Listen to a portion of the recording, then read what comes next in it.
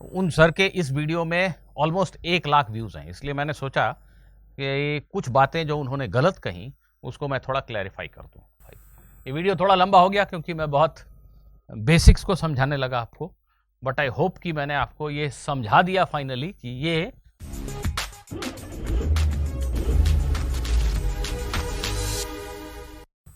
Hello बच्चों, JEE advance 2020 के physics paper 2 में अगर मुझे सही ध्यान आता है तो 2 क्वेश्चन बोनस थे।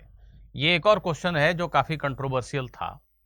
अभी हाल फिलहाल एक यूट्यूब पे वीडियो मेरी नज़र में आया जिसमें एक सर बेसिकली इस क्वेश्चन को लेकर दूसरों के सोल्यूशन को काफ़ी कुछ कह रहे थे। उन सर के इस वीडियो में ऑलमोस्ट 1 लाख व्यूज़ हैं, इसलिए मैंने सोचा कि कुछ बातें जो उन्होंने गलत कहीं उसको मैं थोड़ा क्लैरिफाई कर दूं। उन्होंने सबसे पहले एक स्क्रीनशॉट कहीं से लिया, किसी नामी इंस्टीट्यूट का सॉल्यूशन दिखाया और कहा कि देखो भाई, ऐसा सॉल्यूशन तो होता ही नहीं, ये फॉर्मूला जो इन्होंने लिखा है तो सरासर गलत है, ऐसा तो कभी मैंने नहीं पढ़ा, पता नहीं किसने कह दिया। तो मैं ये रिकॉर्डिंग सिर्फ इसलिए कर रहा हूं कि आपको ये बता सकूं कि उस नामी गिरामी इंस्टीट्यूट का सॉल्यूशन बिल्कुल सही है, कुछ भी गलत नहीं है। तो बिकॉज उन सर के उस वीडियो को लाखों बच्चों ने देखा, उन्होंने और भी कई लोगों के सॉल्यूशन को गलत सही बताया, मैं उसमें नहीं पढ़ना चाहता, पर उन्होंने जो एक स्क्रीनशॉट लेके ये बताया कि देखो ये सॉल्यूशन गलत है, वो सॉल्यूशन सही है। मैं सिर्फ उस बात पे आपका ध्यान चाहता हूँ, और बिकॉज उसको लाख के करीब बच्चों ने देखा है तो उनके कॉन्सेप्ट हिले नहीं, इसलिए मैंने सोचा मैं इस पे एक वीडियो बना दूं। क्वेश्चन ऐसा है, a spherical bubble inside water has radius R, take the pressure inside the bubble and the water pressure to be P nought. ये व्हाइट कलर से मैंने यहाँ दिखाया, पानी है, पानी का एक टैंक है, उसके अंदर एक स्फेरिकल बबल है।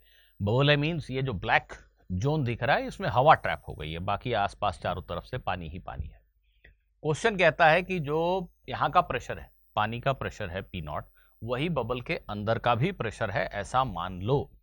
हालांकि यहाँ पे पानी के एक सरफेस क्रिएट हो गया, सरफेस टेंशन की वजह से यहाँ और यहाँ के प्रेशर में फर्क होगा, पर क्वेश्चन कहता है वो मामूली फर्क है, उसको आप तो इग्नोर करो, आप यहाँ और यहाँ के प्रेशर को सेम मान लो। ठीक है, यहाँ का प्रेशर पी नॉट है और यहाँ का भी प्रेशर पी नॉट ही मान लो, ऐसा क्वेश्चन कह रहा है। The bubble now gets compressed radially in an adiabatic manner so that its radius becomes r minus a। अब मान लो मैं एक एक्सटर्नल एजेंट हूं, मैं गया, मैंने इस बबल पे चारों तरफ से रेडियली ऐसा प्रेशर अप्लाई किया, ये जो पानी का प्रेशर है इसके अलावा मैंने इसको ऐसे कंप्रेस किया, ऐसा ही लिखा है, रेडियली चारों तरफ से पूरे स्फेरिकल सरफेस पे यूनिफॉर्म रेडियल एक तरह से प्रेशर अप्लाई किया गया, जिससे उसका रेडियस r माइनस ए हो गया। और जो रेडियस में रिडक्शन है, जो रेडियस कम हुआ है a, it is very very small compare to the original radius, very very small. That means bubble को जस्ट थोड़ा सा कंप्रेस किया गया है, its volume has been decreased by a very small amount. Okay, for a less than r, magnitude of the work done in the process is given by this expression where x is a constant and gamma is this much, value of this that is equal to। ये basically आपके जो हवा trap है उसका gamma का value दिया हुआ है, बोल रहा है कि इस बबल को स्क्वीज करने में, इसके वॉल्यूम को थोड़ा सा कम करने में जो वर्क डन किया गया वो कैलकुलेट कीजिए, ये वर्क डन इतना है तो एक्स की वैल्यू बताइए। बेसिकली हमें ये बताना है कि अगर इस एयर बबल को मैं थोड़ा सा स्क्वीज करना चाहूँ, इसके वॉल्यूम को थोड़ा सा रिड्यूस करना चाहूँ, तो मुझे कितना वर्क करना पड़ेगा, ये बात ध्यान दीजिए। Calculate the work done required. जब भी किसी क्वेश्चन में ऐसा स्टेटमेंट हो, calculate work done needed to do so and so, तो बेसिकली क्वेश्चन बनाने वाला एक्सटर्नल एजेंट के वर्क डन के बारे में बात कर रहा है। मैं जो गया इस बबल को कंप्रेस करने के लिए, मैंने कितना वर्क किया, ये हमें कैलकुलेट करके दिखाना है। आइए इस क्वेश्चन को हालांकि हम बाइनोमियल एक्सपेंशन वगैरह यूज करके सॉल्व कर सकते हैं, नो डाउट अबाउट इट, पर मैं बाइनोमियल में नहीं जा रहा हूं और बिल्कुल ही सीधा स्पष्ट तरीका क्या हो सकता है जिसमें मैथमेटिक्स आसान हो, उस मेथड को ले रहा हूं। यहाँ पे कुछ प्री रिक्विजिट्स हैं जो जल्दी जल्दी मैं आपको पहले बता देता हूं, फिर हम आते हैं इस पे। सबसे पहला प्री रिक्विजिट, आई होप कि आप में से बहुत सारे लोग जानते होंगे, पर अगर मैं आपसे ऐसा क्वेश्चन पूछूं कि एक क्यूब का साइड लेंथ, मान लो एक क्यूब का साइड लेंथ 10 मीटर है। इस क्यूब के साइड लेंथ को बढ़ाकर मैंने 10.0001 मीटर कर दिया। तो बताइए क्यूब का वॉल्यूम कितना बढ़ गया। अगर मैंने ऐसा सवाल आपसे पूछा कि एक क्यूब का साइड लेंथ x है, उसके साइड लेंथ को 10 से बढ़ाकर मैंने 10.001 मीटर कर दिया, then what is change in volume of the cube. अगर आप में से कुछ लोग सोच रहे हैं 0, तो ये गलत तरीका आंसर देने का। वो जो भी छोटा चेंज है वही पूछा जा रहा है आपसे। 0 कोई चेंज नहीं हुआ, आपको लगता है साइड लेंथ में कोई बदलाव नहीं किया, बहुत छोटा बदलाव किया, अरे यार वॉल्यूम क्या बदलाव होगा। जो बदला है वो बताना है उसको। वो जो चेंज है उसको किसी और चीज से कंपेयर तो आप कर नहीं रहे। वो जो चेंज इन वॉल्यूम है वो पूछा गया स्पष्टता से। हाँ, उस चेंज इन वॉल्यूम को आसानी से कैसे कैलकुलेट करेंगे। एक्चुअल कैलकुलेशन तो ऐसा है, सभी समझते हैं। Change in volume is equal to 10.0001 raised to the power 3 minus 10 raised to the power 3. This is the perfect answer beyond doubt. पर ये मैथमेटिक्स कौन करेगा। तो हम कई बार मैथमेटिकल अलजेब्राइक कैलकुलेशन को सिंप्लीफाई करने के लिए अप्रोक्सीमेशन करते हैं। अप्रोक्सीमेशन जब भी करेंगे तो कुछ तो एरर आएगा। हम जो आंसर लेके आने वाले हैं वो इसके जैसा परफेक्ट तो नहीं होगा, कुछ तो एरर होगा उसमें। वो आंसर इससे थोड़ा डिफरेंट हो सकता है, बट ठीक है यार, थोड़ा हम कैलकुलेशन आसान करने के लिए थोड़ा बहुत एरर के साथ we can live with it. This is what is our attitude, this is what we do in physics most of the time. तो हम इसके लिए ऐसे सोच सकते हैं, हालांकि इसको फिर से बाइनोमियल से कर सकते हैं, पर मैं इसको डिफरेंशिएशन यूज करके कर रहा हूं। आप देखिए, volume is function of x. Volume is function of x, right? Volume is x cube. अब मैं बेसिकली ये सोच रहा हूं कि if I change x by a small amount, by what amount volume will change? If I differentiate this with respect to x, this gives me 3x square. What is this? This is rate of change of volume v with respect to x, right? If you draw a graph of v versus x, obviously the graph will go somewhat like this, no doubt about it. Now at this point, the value of dv by dx is different. In fact, in this case dv by dx is increasing.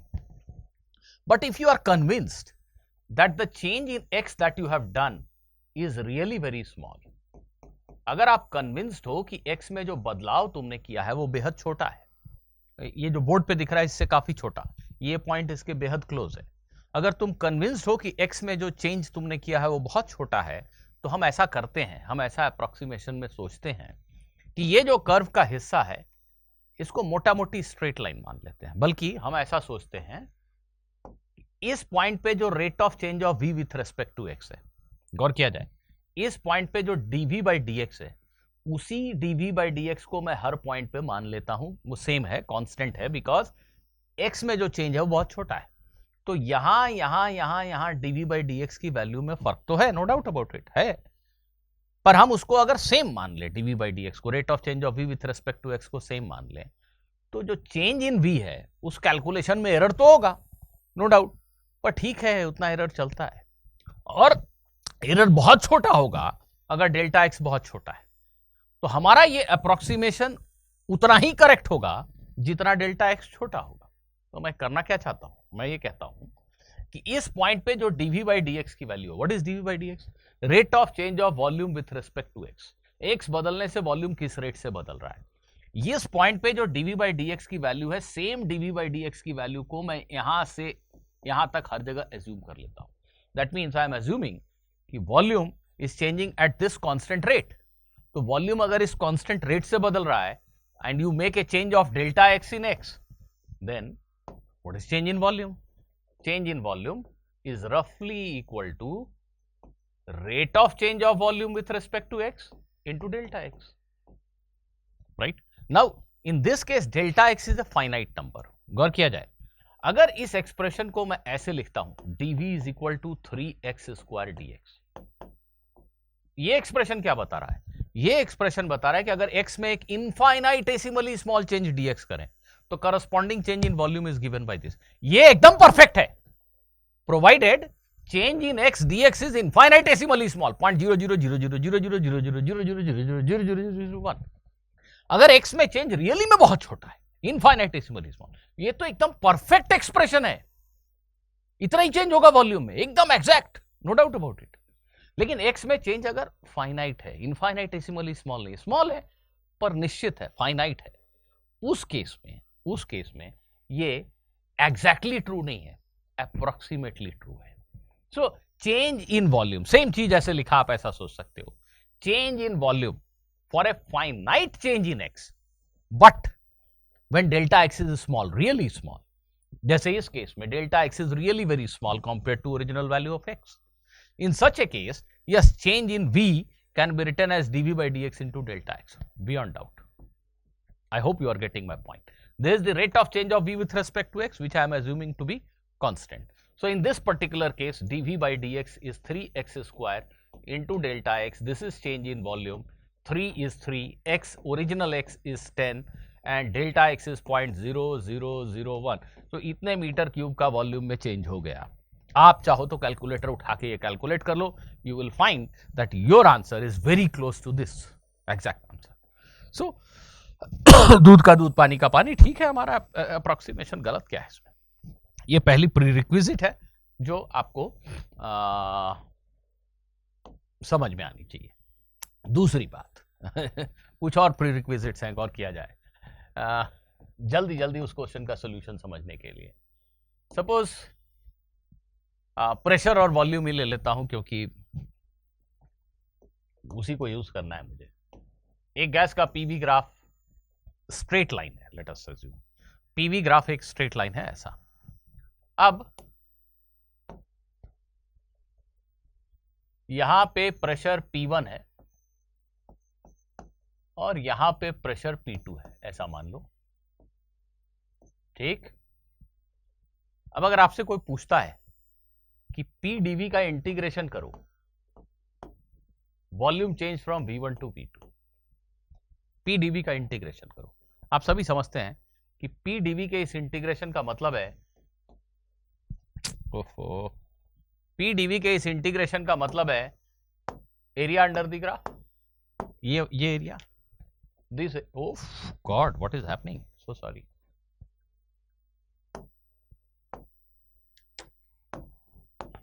Just a minute, हाँ। सो P dV के integration का मतलब है ये graph और volume axis के बीच में बंद ये area. I hope all of you know this, right. तो देखिए इस केस में ये एरिया कैसे लिखेंगे, it is a trapezium, this is a trapezium, इसका एरिया कैसे लिखेंगे, half into sum of parallel sides P1 plus P2 into delta V, delta V is nothing but V2 minus V1, half into sum of parallel sides into height. This is height of this trapezium. This is the trapezium. Height, one parallel side, another parallel side. So, P1 plus P2 by 2. If we agree to call this as P average, then this is P average into delta V. अगर हम इस बात को मानने के लिए तैयार हो जाएं कि P1 plus P2 by 2 को चलो P average बोलेंगे, तो ठीक है ना यार, P average into delta V, that is area of this graph. अगर ये I am so sorry, kinematics में ऐसे बहुत सारे ग्राफ होते हैं जहां पे आप इस तरह की चीजें करते हो, जैसे आपको याद है कांस्टेंट एक्सेलरेशन मोशन में, कांस्टेंट एक्सेलरेशन मोशन में एवरेज वेलोसिटी क्या होती है, initial velocity plus final velocity bye 2, उसको टाइम से मल्टीप्लाई कर दो तो क्या मिलता है, displacement. Displacement in constant acceleration motion can be written like this, ये वैसा ही है, ये इनिशियल वेलोसिटी, ये फाइनल वेलोसिटी, ये time, yes this area is equal to displacement. ये सेकंड प्री रिक्विजिट है जो आपको पता होना चाहिए अगर आप इस क्वेश्चन को सॉल्व करना चाहते हैं। आइए एक तीसरी बात कर लेते हैं अगर एक एडियाबेटिक प्रोसेस हो रहा है किसी गैस का तो पीवी गामा कांस्टेंट होता है ना। आई होप आप में से जो लोग इस वीडियो को देख रहे हैं वो समझ गए हैं कि ये थर्मोडायनामिक्स का क्वेश्चन है और ऐसे इक्वेशन तो यूज किए ही जाएंगे। पी वी गामा कांस्टेंट होता है, पी और वी का ग्राफ कुछ ऐसा होता है। तो इस ग्राफ का स्लोप अगर जानना है, डीपी बाई डीवी जानना है, तो इस इक्वेशन को हम डिफरेंशिएट कर सकते हैं, डायरेक्ट भी कर सकते हैं, लॉग लेके भी कर सकते हैं। लॉगरिथम ले लिया तो log P gamma log V is equal to constant, इसको वॉल्यूम वी के रेस्पेक्ट में डिफरेंशिएट कर दिया तो 1 by P dP by dV, ये gamma by V is equal to 0, constant का differentiation 0। Therefore, slope of this graph is dp by dv is equal to minus of p by v into gamma। ये एक standard formula भी है जो अक्सर बच्चों को याद रहता है। निगेटिव साइन सो उसकी यहाँ पे हर जगह स्लोप निगेटिव है।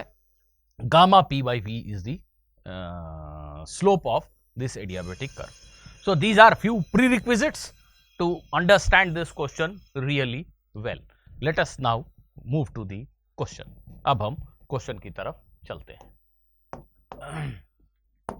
क्वेश्चन में यह कहा गया, जैसा हमने देखा कि एक बबल है, अंदर और बाहर का प्रेशर पी नॉट है, और इस बबल को आपने ऐसे स्क्वीज कर दिया। मैंने बहुत ज्यादा वॉल्यूम कम होते हुए दिखाया है, पर क्वेश्चन कह रहा है कि इस आर की तुलना में ये जो ए है ये बहुत छोटा है, रेडियस को ए रिड्यूस कर दिया गया, तो इसका जो वॉल्यूम रिड्यूस किया गया ये डेल्टा वी तो एक्चुअली निगेटिव नंबर है, चेंज इन वॉल्यूम, पर ठीक है अभी मैग्नीट्यूड की बात कर रहा हूं। Delta v is reduction in volume, ऐसा सुनो। So it is nothing but 4 pi r square into a. This is perfectly all right, nothing wrong about it. 4 pi r square area था, और 4 pi r square surface area था इस sphere का, और इस पूरे सरफेस को तुमने ए अंदर पुश कर दिया। तो ये फिर से देखिए ड्राइंग मिसलीडिंग है, एक्चुअली ये थिकनेस नेग्लिजिबल है। इनफैक्ट मैं अगर और बढ़िया से बना दूं तो कुछ ऐसा है, ये ऐसा बबल था और अब रिड्यूस होके ऐसा हो गया। बस ये इनर वॉल जो आपको दिख रहा है, बल्कि दूसरे कलर से बना देता हूं, देखिए ये बिल्कुल ऐसा है, बहुत थोड़ा, इससे भी कम, इससे भी कम, इससे भी कम, इससे भी कम। तो ये जो वॉल्यूम का रिडक्शन है ये कितना हुआ? 4 pi r square surface area into thickness a, ये ए जो आपने रिड्यूस किया, ठीक है, बिल्कुल this is the reduction in volume. अब वॉल्यूम में अगर मैंने इतना बड़ा चेंज किया जो कि छोटा है, तो गैस की प्रेशर में कितना बड़ा चेंज हुआ होगा? What is corresponding change in pressure of the gas? And the process is adiabatic, means ना तो गैस ने कहीं से हीट पाया, ना गैस ने बाहर हीट फेंका। ऐसे में p v gamma is equal to constant, वो इक्वेशन फॉलो करते हुए गैस को कंप्रेस किया गया बेसिकली। उसके वॉल्यूम में एक फाइनाइट लेकिन छोटा चेंज किया गया, निश्चित आकार का चेंज है, इसको इनफाइनाइटेसिमली स्मॉल नहीं कह सकते, फाइनाइट है लेकिन एक छोटा बदलाव किया गया। तो भाई आप मुझे बता दीजिए कि what is corresponding change in pressure of the gas? Gas के प्रेशर में करस्पॉन्डिंग चेंज कितना होगा? आंसर है dp by dv। Just worry about the magnitude, forget about plus minus sign. हम सभी समझ रहे हैं कि वॉल्यूम को रिड्यूस किया गया है, प्रेशर बढ़ गया है, ओके, तो just do not worry about the sign. dp by dv का मैग्नीट्यूड इनटू डेल्टा v। जैसे अभी थोड़ी देर पहले मैं लिख रहा था कि एक क्यूब का वॉल्यूम x क्यूब है, उसमें छोटा चेंज किया delta x, what is change in volume? dv by dx into delta x। y is a function of x, x में एक छोटा चेंज किया delta x, what is change in y? Delta y is approximately equal to dy by dx into delta x। ऐसा लिखने में हम क्या assume कर रहे हैं? हम एज्यूम कर रहे हैं कि dy by dx कांस्टेंट है, डेल्टा x रेंज में dy by dx कांस्टेंट है। So change in pressure of the gas is approximately equal to this much, और ये अप्रोक्सीमेशन उतना ही सही होगा जितना छोटा चेंज इन वॉल्यूम होगा। So yes, it can be written as dp by dv into delta v. Now dp by dv is gamma p by v, isn't it? मतलब ओरिजिनल प्रेशर, ओरिजिनल वॉल्यूम को भी naught लिख दे रहा हूं, gamma p by v into delta v। Plus minus sign again I request ignore कीजिए, हमें पता है कि प्रेशर बढ़ गया है, क्यों सिर्फ फोड़ना वहां। Delta v is change in volume which is equal to this much, 4 pi r square. So this is the change in pressure of the gas. This is the change in pressure of the gas. I hope all of you understand this. Approximately this is correct. no doubt about it. It is approximation because the change is finite. Change in volume is finite, though it is small, but it is finite. Now, what is so sorry. What is work done by the gas, or what is work done by the entire all the external agencies which were working on the gas? If you look at this gas, actually the surrounding pressure, liquid pressure is P naught according to the question. Okay, so liquid is already exerting a pressure P naught here. मैं गया और मैंने एक additional P external apply किया, है कि नहीं? मैंने एक एक्सटर्नल प्रेशर एडिशनल अप्लाई किया रेडियली हर तरफ, और जो क्वेश्चन की भाषा है उससे ये समझ में आता है कि इस P एक्सटर्नल का वर्क डन आपको निकालना है, ठीक है? लेकिन एक मिनट के लिए हम ये जो एक्सटर्नल प्रेशर है P नॉट जो कि कांस्टेंट है, उसके ऊपर उसके अलावा मैंने एक P एक्सटर्नल अप्लाई किया, बल्कि इसको डेल्टा P एक्सटर्नल लिख दूं, डेल्टा P एक्सटर्नल, एक छोटा प्रेशर मैंने और अप्लाई किया। तो एक्चुअल में मुझे जिस फोर्स का, जिस प्रेशर का वर्क डन लिखना है वो है P एक्सटर्नल का। लेकिन अभी एक मिनट इमेजिन करो, P नॉट प्लस मैंने जो एक्सटर्नल फोर्स प्रेशर लगाया वो, इन सब का जो पानी पहले से प्रेशर लगा रही है वो, मैंने जो एडिशनल फोर्स लगाया, प्रेशर लगाया वो, टोटल जो बाहरी प्रेशर है गैस के ऊपर, इसका वर्क डन अगर लिखना है मुझे तो मैं कैसे लिखूंगा? एक्चुअली में तो मुझे ऐसे लिखना चाहिए, P dV का इंटीग्रेशन, इजंट इट, जहां पे वॉल्यूम को कुछ वैल्यू V नॉट से बदलकर V not plus delta V तक किया गया। ऐसा लिखना चाहिए अगर मैं एग्जैक्टली लिखना चाहूं तो, इजंट इट? यहां पे फिर से ध्यान दीजिएगा कि जो मैं वर्क कर रहा हूं, जो एक्सटर्नल फोर्स वर्क कर रहा है, वो वर्क डन पॉजिटिव ही है। Okay, so just forget about plus minus sign for the moment and focus on the basic. तो बिकॉज जब मैं उस गैस के बबल को कंप्रेस कर रहा हूं, धीरे धीरे ऐसे कंप्रेस कर रहा हूं, so the pressure will not be constant, it is a fact, isn't it? Pressure is changing, inside pressure is changing and so do my pressure also changes. जो मैं प्रेशर अप्लाई कर रहा हूं उसको भी बढ़ाना पड़ेगा। It is like compressing A spring. तो स्प्रिंग को जैसे जैसे कंप्रेस करते हो स्प्रिंग फोर्स बढ़ता जाता है, तो तुम्हारा फोर्स भी बढ़ता जाता है। तो जैसे जैसे गैस को कंप्रेस कर रहे हो, ये प्रेशर, गैस का प्रेशर बदलता जा रहा है, इसलिए जो मैं प्रेशर अप्लाई कर रहा हूं वो भी बदल रहा है। ये तो नहीं बदल रहा है, तो फिक्स है। तो गैस का प्रेशर बढ़ने के साथ साथ ये प्रेशर भी बढ़ रहा है, राइट? अब यहां ध्यान दिया जाए, ये जो P नॉट dV का इंटीग्रेशन है, P नॉट तो कांस्टेंट है, इसके बारे में मुझसे नहीं पूछा गया। मुझसे क्वेश्चन में पूछा गया है कि ये जो एक्स्ट्रा फोर्स प्रेशर मैंने लगाया उसका वर्क डन क्या है, मुझसे ये पूछा गया एक्चुअली। ठीक, अब आइए इस क्वेश्चन के बेसिक सॉल्यूशन पे चलते हैं। सॉल्यूशन बहुत आसान है। अब इसके बाद बहुत सारे बच्चों ने एक्चुअली यहाँ चाहे तो रुक के कर भी सकते हैं, आप सॉल्यूशन ट्राई कर सकते हैं खुद से, बिल्कुल भी मुश्किल नहीं है। ये एडियाबेटिक प्रोसेस का ग्राफ एक बार फिर से बना दे रहा हूं। ये एडियाबेटिक प्रोसेस का ग्राफ है, ठीक, बिल्कुल सही बात। प्रेशर ओरिजिनली P नॉट था, अंत में मान लीजिए P not plus delta P हो गया।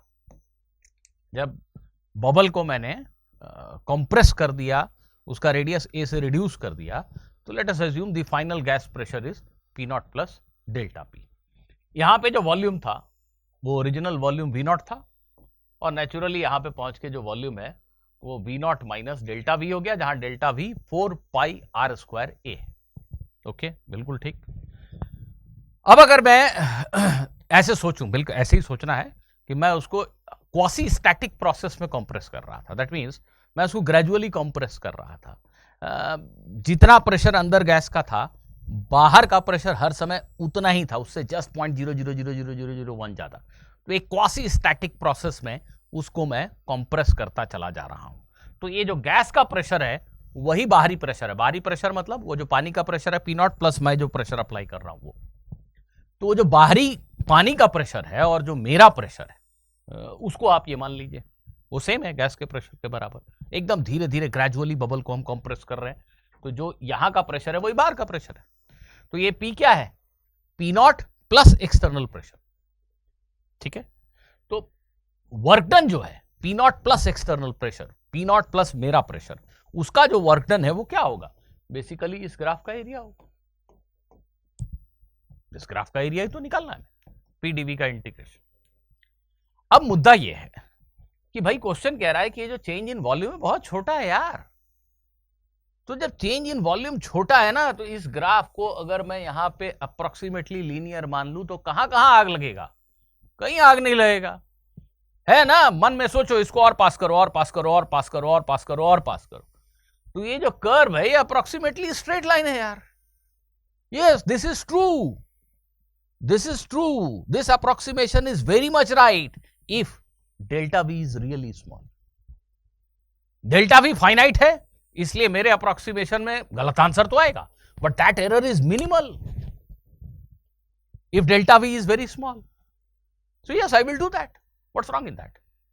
सो जैसा अभी मैंने बिल्कुल बिगिनिंग में आपको बताया कि अगर ये ग्राफ का एरिया लिखना और इसको मैं अप्रोक्सीमेटली स्ट्रेट लाइन मान रहा हूं because this delta v is really very small, ये लाइन यहां नहीं होके बिल्कुल यहां पे, ओके यार, दैट स्ट्रेट लाइन।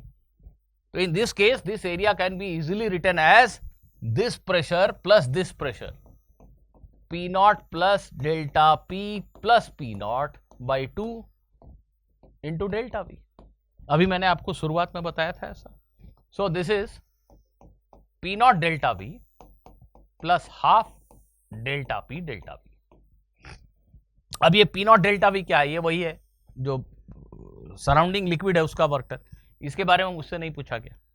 ये मेरे एक्सटर्नल एजेंट का वर्क डन, क्योंकि सराउंडिंग लिक्विड और मैंने मिलके जो वर्क किया वो ये एरिया के बराबर है। उसमें से सराउंडिंग लिक्विड का जो प्रेशर था उसका वर्क डन तो यही है, क्योंकि उसका प्रेशर तो फिक्स्ड है, उसका वर्क डन फिक्स्ड है, बहुत आसानी से लिख सकते हैं हम। तो जो बाकी बच गया यही तो मेरा वर्क डन है। तो मेरा वर्क डन क्या है, half delta p delta v. What is delta p? The change in pressure of the gas when it is compressed to reduce its radius from r to r minus a. उसका final जो pressure है वो minus उसका original pressure p naught, that is delta p. So half of delta p into delta p. इसी को कुछ लोगों ने पी एवरेज लिख दिया है, जिसकी वजह से उन सर को पता नहीं क्या क्या प्रॉब्लम हो गई। जी नहीं, ये बिल्कुल सही है, इसमें गलत क्या है, एकदम परफेक्ट है ये। अब आप ये कैलकुलेशन बहुत आसानी से कर सकते हो।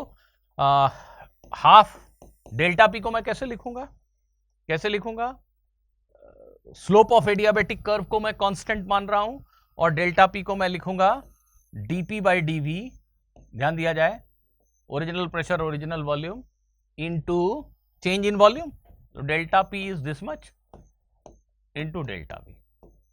ये समझ गए ना, ये कहां से लिखा, डेल्टा पी, यहां भी वही अप्रोक्सीमेशन है, स्लोप को कांस्टेंट माना, slope is gamma p naught by b naught, और change in volume delta v से मल्टीप्लाई कर दिया।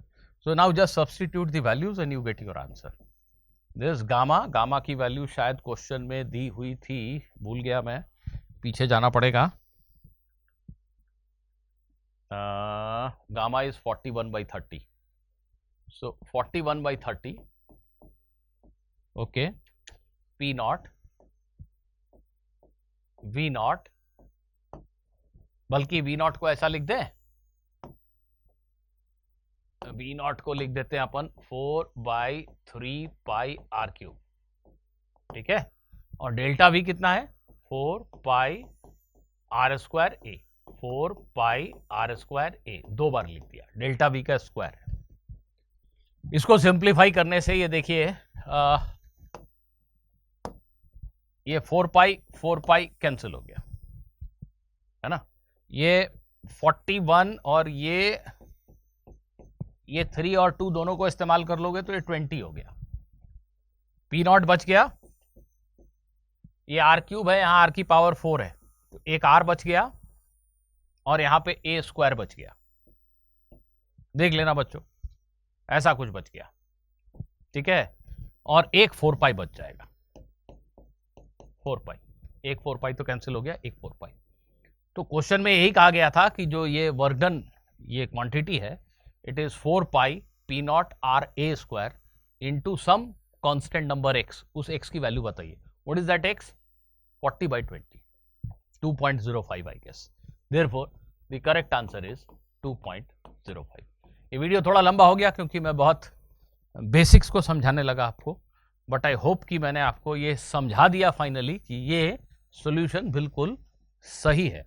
जिन लोगों ने ये वीडियो पूरा देखा है उनको जरूर मेरी बात समझ में आ गई होगी। ठीक है, मिलते हैं अगले वीडियो में किसी और कॉन्सेप्ट के साथ। Good bye.